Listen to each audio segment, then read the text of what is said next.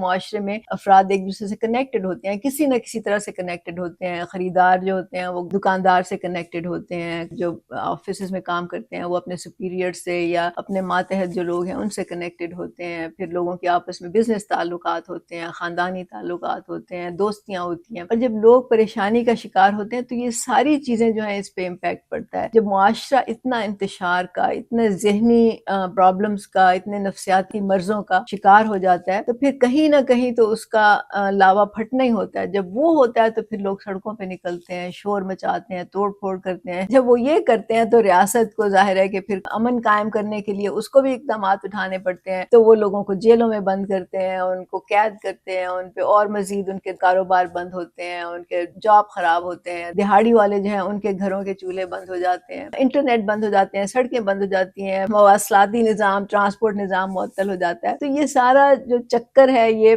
بجلی کے بحران سے جڑا ہے جو اس پہ کوئی بات نہیں کر رہا.